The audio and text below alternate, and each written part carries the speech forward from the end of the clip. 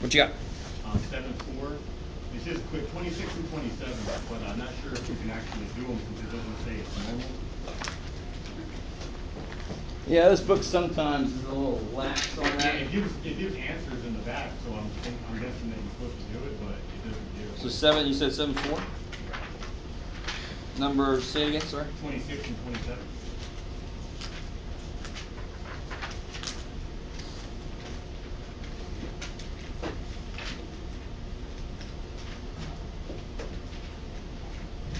Oh yeah, so I don't think they, yeah. And it's less than 30. They don't say that it's normal. I just like the way that they say it. I went back to see if maybe they said it in a little blue. No. They just said, do it. Yeah. So, I've certainly been guilty in the past of giving a problem on a test and forgetting to say it's normal, because in my brain I'm like, it's normal, just do it. Should have never said it. So nobody yet has has decided that they won't do it. I would write, well, Jeff, or well, book, you should have told me this is normal. I'm going to go ahead and do it, assuming it is, because you told me to do it, right? And that's good. And then just do the work. At the end, say something. Is that the main question? No, 35. I didn't have to do the last 35. Right. In 7. 4. Oh, here we go. So I haven't assigned too many of these. There's a whole little section in all the homeworks that are called Beyond the Basics. And every now and again I'll assign it if it's something that I want you to realize, but it's not something we're going to use on a test or anything. This one talks about if my sample size is really close, or percentage-wise is too big for the population. So if I had a population of 8,400 people and my sample was 8,300, I've almost got the entire population. So there's and I really want you to understand why this is necessary. If I take a sample of 8,300, that's big, right? But what if my population is 7 billion? So I'm picking from the world. Does 8,000 sound that big anymore? Not really. It's still kind of big in one way, but it's not big compared to the population. Statistics has no idea how big the population really is. And in fact, to be honest, most of the methods we use assume the population is almost infinite. So when the sample we pick, if the size of the sample is actually close to the size of the population, we've got to go in and adjust the statistics a little bit, because statistics is like, I think you have an infinite population. We're like, oh shit, no. Our sample's actually almost. So that's what this problem is all about. It says sample size is more than 5%. So that's what this here means. This means the sample size more than 5% of the population. Which number is this? This is number 35, section 7.4.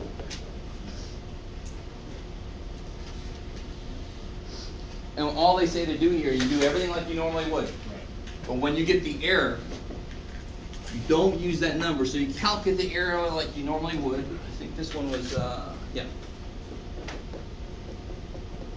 So you get this error, but you don't use that to add and subtract. You multiply that error by a little correction. You got to come in and tell statistics, okay, dude, I know you normally assume the population is stupid big, but guess what? My sample is stupid big too here, so it's almost the same size. I got to come in and tell it, okay, in this situation, I need you to be a little more specific. I need to correct for that. So this correction is, oh, yeah, Yeah, that's the oh, part big that one. doesn't make any sense. That's what I forget. So they tell you in this problem, they tell you, let's just look at this by itself. They tell you, where do they tell you? Took a sample of 100, but the full bag has 465. So we took 100 M&Ms, and the full bag, 465 in a bag. Right?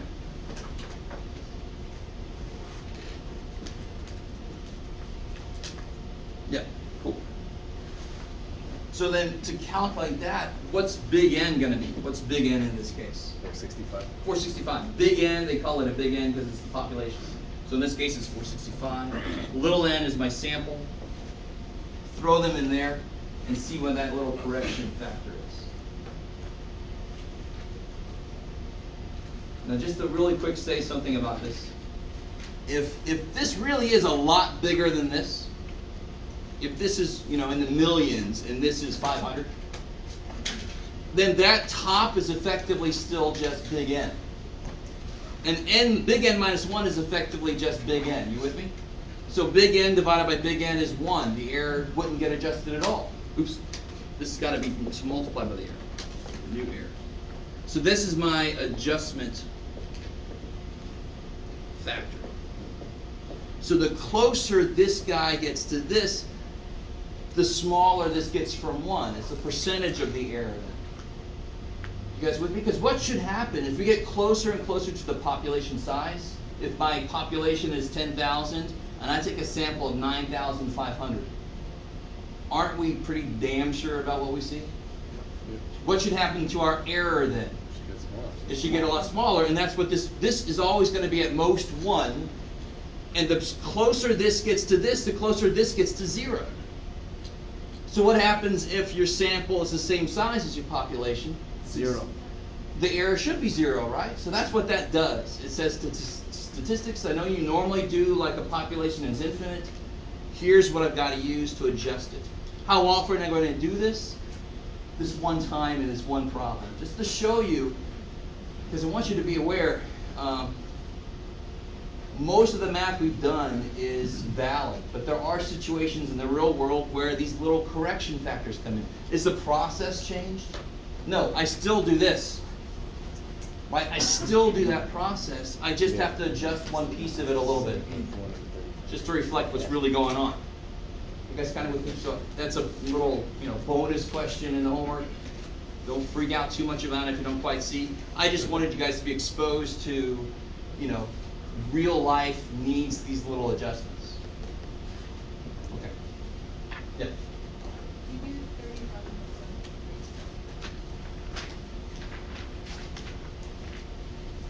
You do 31. Mean IQ is NASA scientists.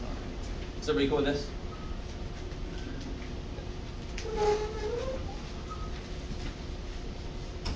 Well, not really, Jeff, but you can go ahead and erase it.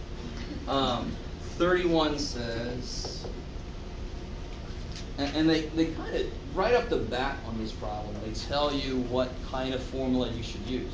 The title of this section of homework is Finding Sample Size. So which formula should I use? The one that's solved for what? N. So I want to use one of the formulas N equals. And we're in the section with means, so I should use the one with the sigma.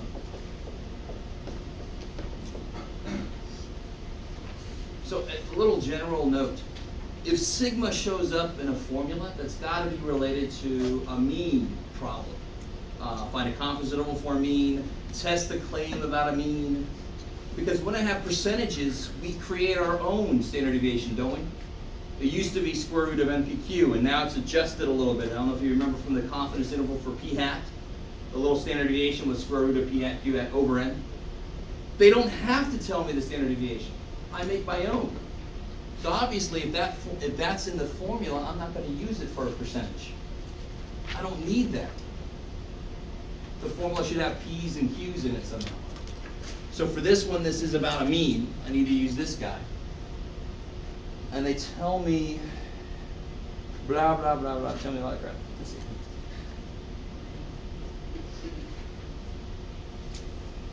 Blah, blah, blah. Determine the required sample size to be, we want to be 95% confident that our sample mean is within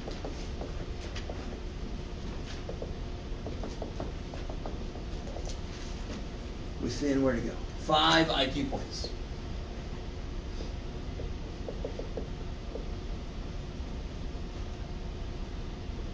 And they told us that in general, mu is 100, the standard deviation is 15. we doing? It's a long problem because they really describe why they're allowed to use 15.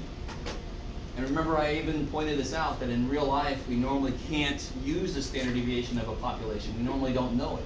Here they argued that since it's a narrow group of people, their own standard deviation should be smaller. We're being more conservative by using the bigger 15.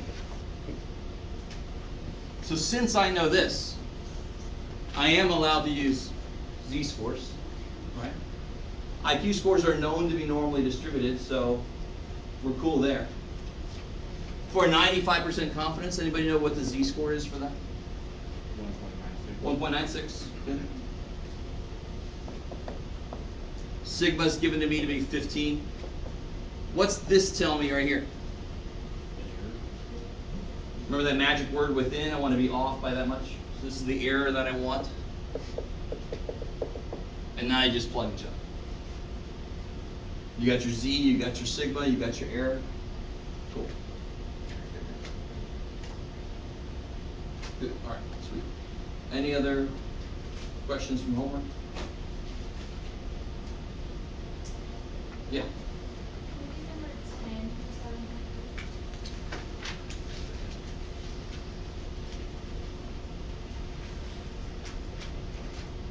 So find the margin of error if the necessary requirements are satisfied.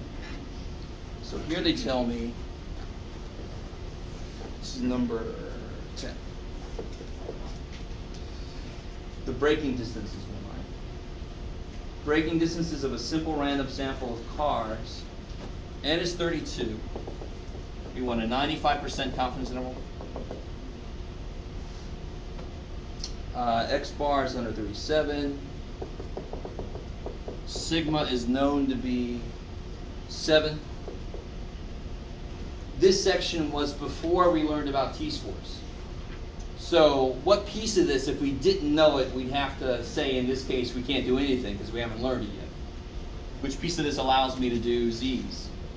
And it's 32. There's actually two pieces. Yeah. N is 32, meaning what? Normal distribution. It's normally distributed. That's greater than 30. And Standard deviation. standard deviation of the population is known, so I can use z's, not t's. So in this section, this is before we learned about t-scores. If that was S, you'd say, can't do it. Cool. So the requirements are satisfied, now you can just figure out, all they want here is the error. So they really just want that calculated. Oh, sorry. Find the imaginary error and confidence interval. Cool. And then go ahead and figure that out. So now that's another plug and chug. For a 95% confidence interval, we just figured out a second ago is 1.96. We know sigma, we know n, we know z, and we know x bar. Good to go. All right, sweet. So what else could have gone wrong with that problem that would have said we can't do it? So if I didn't know sigma, if I only knew s, but let's say I know sigma, what else could you change that would say you can't do this problem? The n. Yeah, you make the n like 12 or anything less than 30. Then it's not guaranteed to be normally enough. Wouldn't be able to do anything. Cool. So that's what they mean about this, the requirements being satisfied. Those two requirements. Do you know if it's normal? And do you know the sigma, the standard deviation of the population? Cool. Okay. Any other questions? All right, so the first thing I want to do is talk about that handout I gave out last time. We're going to kind of go through it together and do it.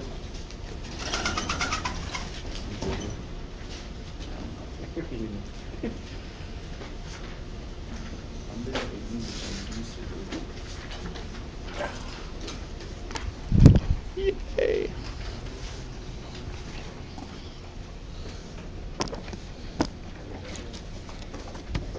Let me just put you there.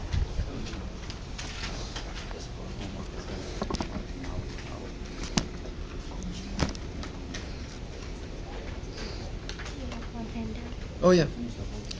We're gonna just put them. It's pretty dang good, right? Take the whole Sit thing. down and you do it all at the same time. You know, after that, I go like, can't do it for that long, dude. That's for like 2 hours. That's okay. I think it's the function 70%. Let's see if I can see everything. I could. It's like one of these. All right, let's see. I know.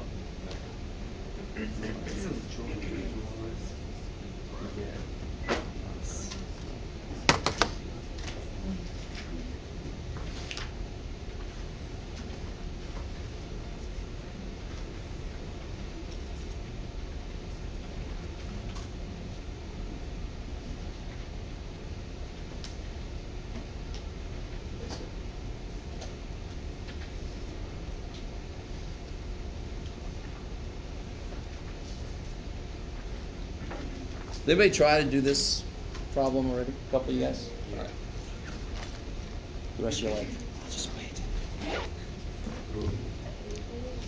Alright, I'm doing it right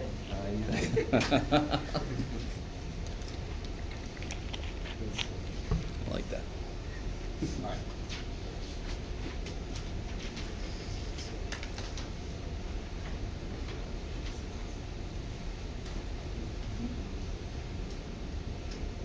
So I don't know if you guys remember, it's a while back now. Obviously made this a while back. Because you remember Joe the plumber? Yeah. He was kind of integral for a little bit. Had his 17 minutes of fame, went a little too far. And I thought maybe someday it'd be named the occupation, right? So it'd be Jeff the teacher, Phil the researcher. Good God, hopefully it doesn't catch on. Bob the builder. So Joe the plumber's friend, Phil the researcher. He thinks that the average age of these Minnesota coyotes is greater than the general coyote population. Then they tell you the general population average age of this, standard deviation of that.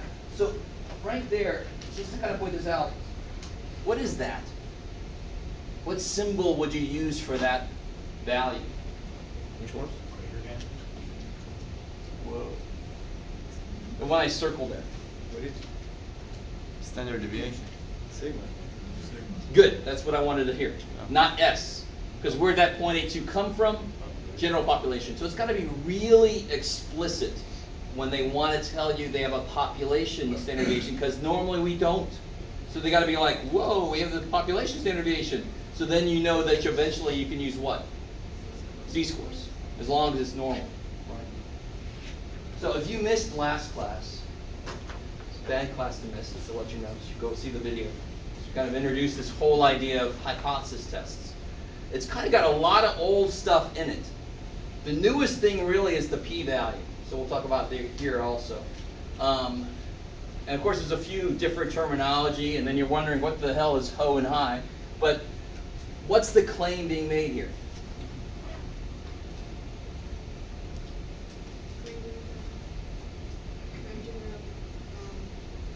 The what is greater than what? The average age? Average. So I'm telling you that the average is greater than The general. 1.75, 11. So in English, you're right. English is the average age is greater than the general age of coyotes. Now put in the symbols and the numbers. Mu, average age greater than 1.75. It's not X bar since it's just sample. What's the sample? What did we get from a sample? Average. The 2.05. Right. That 1.75, the way they've given it to me is it's accepted to be the population. So one thing about these, you're always going to make a claim about a whole population.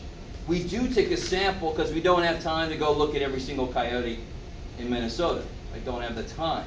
So we take a sample. But what's always going to show up in this step is going to be the actual population data. So you're going to use the symbol mu, not X bar. You're not making a claim about a sample because I can prove that. Here I'm trying to find evidence for something about the whole population. Isn't the Minnesota coyotes' average age a sample of the general population? That's why I thought it was X bar. That's true. Yeah. The 2.05 is from a sample. Yeah. The 1.75 is from a population. Very specific there, right? The general population has an So average would it age. be X bar since the 2.05 is a sample?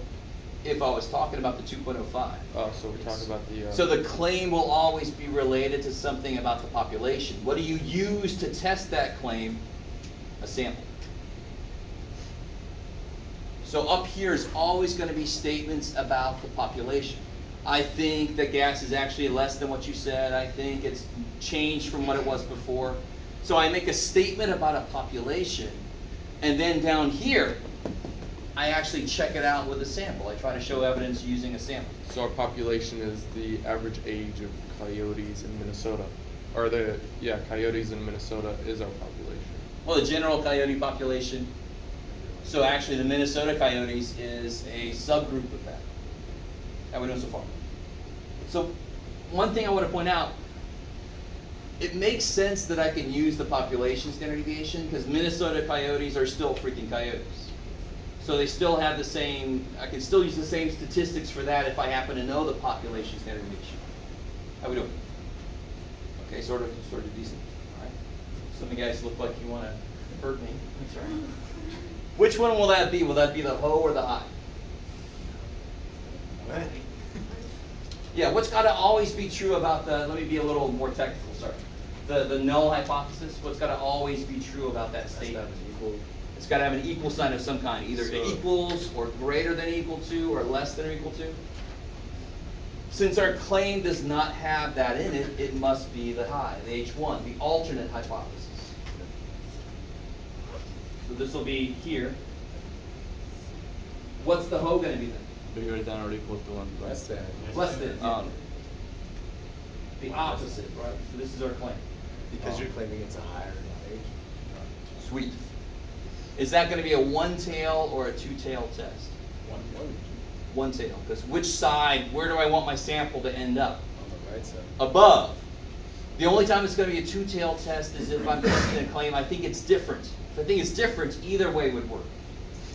Here, I've got to get a sample that's up here. So it's a one-tail test. And to be more specific, the tail's going to be up there. Yes, Can you repeat that one So since my claim, not my claim, but since my H1, my alternate hypothesis is greater than, the only way my sample could show evidence to support that is if it is actually greater than. Now we know it's got to be greater than enough. We still got to set up what greater than enough is. But it definitely has to show up here. If I get a sample and it's lower, I don't even do this stuff. I go, oh shit, looks like I'm wrong. You guys with me? So if I thought, I think the average age is more than 1.75, let me go take a sample, 1.6. Well shit, I'm not going to do any of this because obviously that's not going to show evidence. You with me? So my sample has definitely at least got to be up that way. That's why it's a one-tail test. If my claim was, I don't think it's the same. I don't think it's 1.75. Then if it's greater or less, it would have worked. It would have shown evidence. That's why that would be a two-tail test. And now you start to see why the T-chart is set up the way it is with the one tail and the two tail. So you can really focus on which one depending on the situation. So we're going to look at the one tail on the T-chart. Okay. And notice I'm trying to help you guys out. I'm hoping maybe this will help out when you're doing this homework. Because I try to explain in black and red what each step means. Can we use Z-scores, T-scores, or not? I think we already pretty much said this. Z-scores. So we can use Z-scores. We already talked about the fact that we know the population standard deviation. What else tells me I can use anything? N is 34 greater than 3011. Sigma known. Z-scores.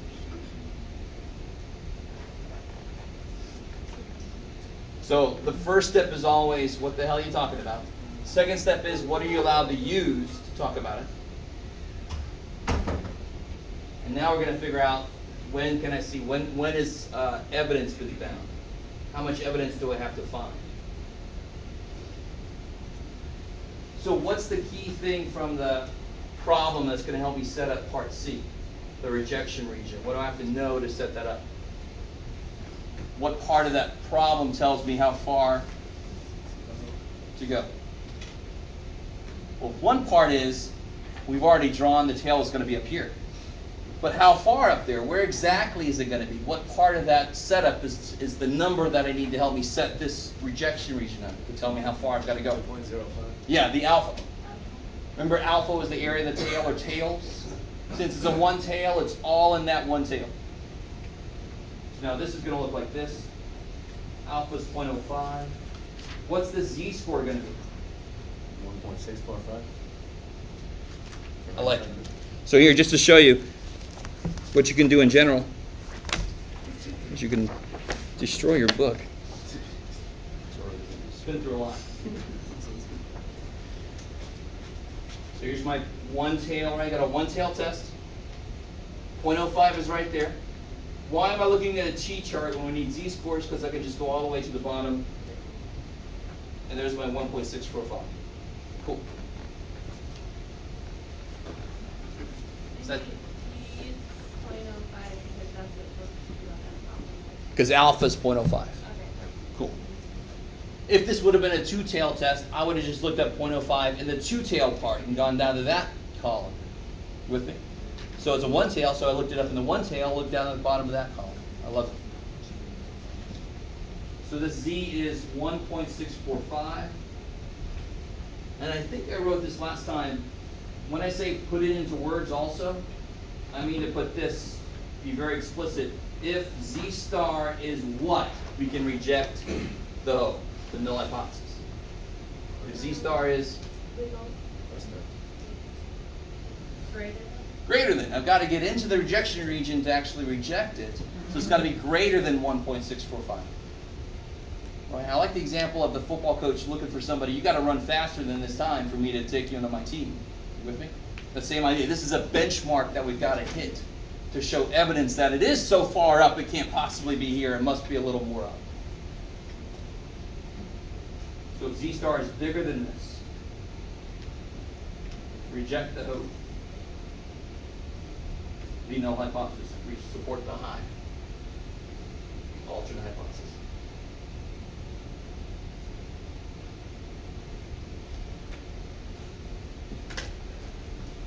So again, in the past, it was always 2.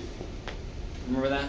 It was always 2 standard deviations away showed me that it was unusual. To be more true to life, we've got to be able to identify that in each situation. We've got to be able to change that. In this case, they said that's enough to show evidence. So a problem that I like to do is say that a fire station opens up near to your neighborhood, nearer than the other one was, and you want to pay less fire insurance. So you have to prove to the fire insurance people that the average response time has gone down. You would do this kind of thing.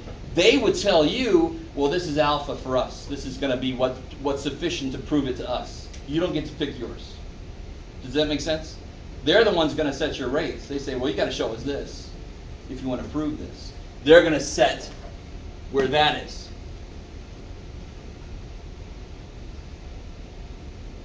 Now, what do we know from the sample? We knew that n was 34. What's x bar?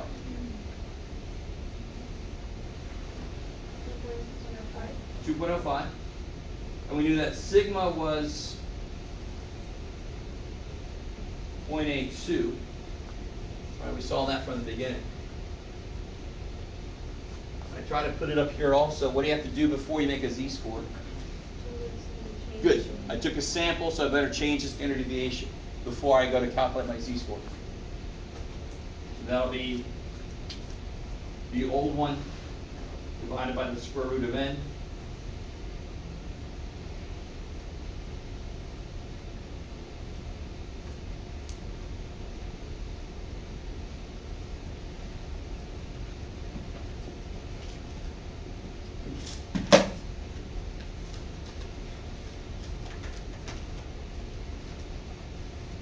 So what do you guys get? 1.1406. Beautiful. 0.1406. So we'll just say 0.141. That's good. Okay, so this part is nothing new. It's just that it's encased in this new format, right? We've done this kind of thing before. So how do I set up this z star? What's my sample data? 2.05 minus the mean, which is 1.75. We're going to assume that they're right and try to show them, well, assuming you're right, look what I just did. 1.75 divided by the new standard deviation, 0.141.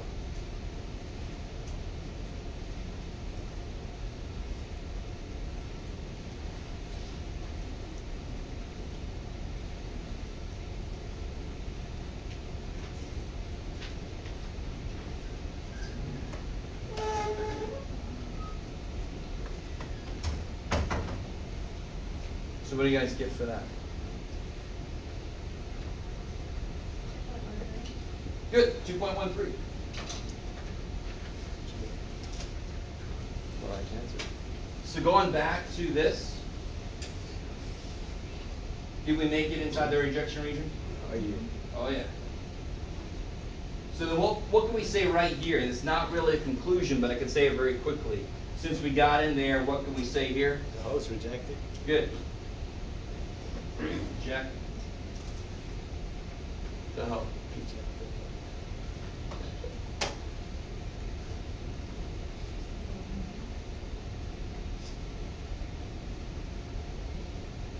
Now that's not good enough for step 5, step E up here. That's not good enough for that. Don't just say reject hoe. You've got to put it in terms of the problem. You've got to tell me in terms of the claim. So what was the claim? Was the claim the hoe or the high in this case? The claim was the high.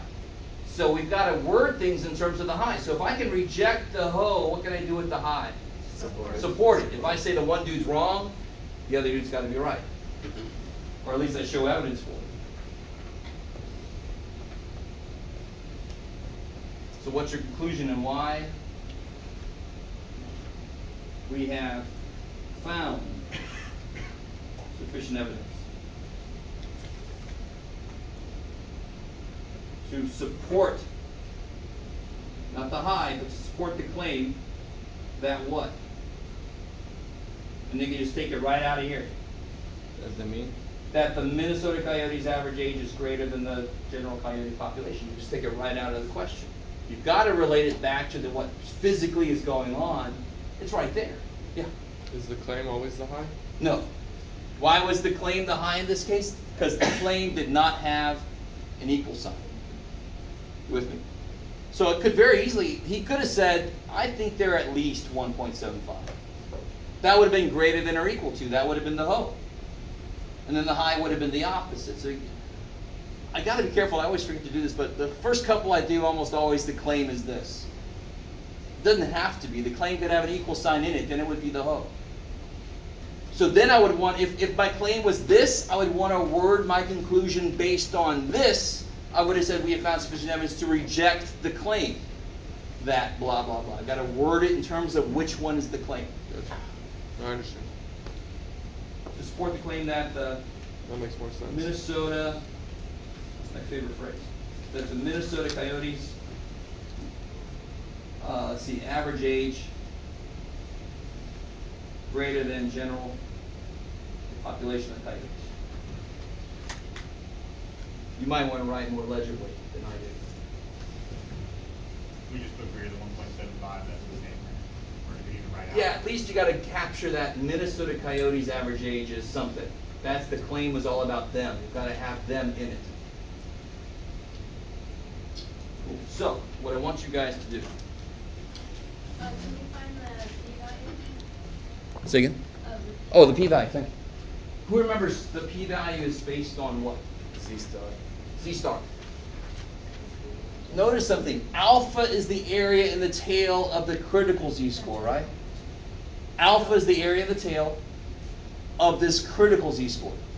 The p-value is the area in the tail of my z-score. So what would the area in the tail of 2.13, what would this area right here be? 1 minus whatever. Yeah, look up 2.13 in the z-chart. If I look up 2.13, I see 9834. 11. 9834. So the p-value, so where can I put this at? P-value will be 1 minus point, what was it now, 9834? 9834. So it'll be 0.0166. Okay. That's the p-value. So just so the new Z-score, is that, or? Exactly. one Alpha line? goes with the critical Z. P-value always goes with my Z, the Z that I calculate. Does that make sense? So, let me give you this, and I'm going to have you do one problem. Then we're going to do a problem from the p-hat section, and then I'll have you guys, we'll do one together. How have you guys do one? So hopefully...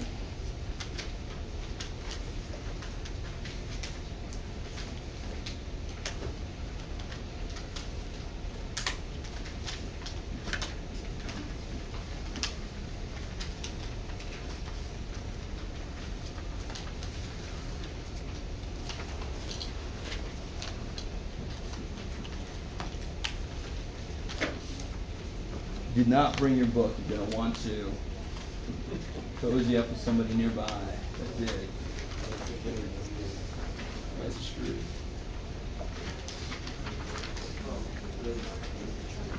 Who's got a book? You have a book? You like all time around? Oh, yeah.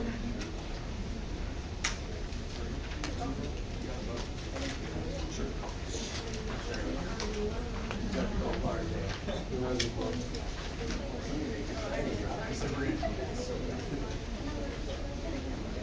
All right, so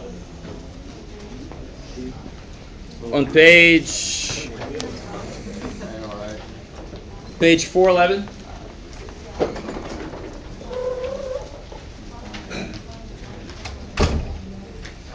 Oh shoot, not 411. Yeah.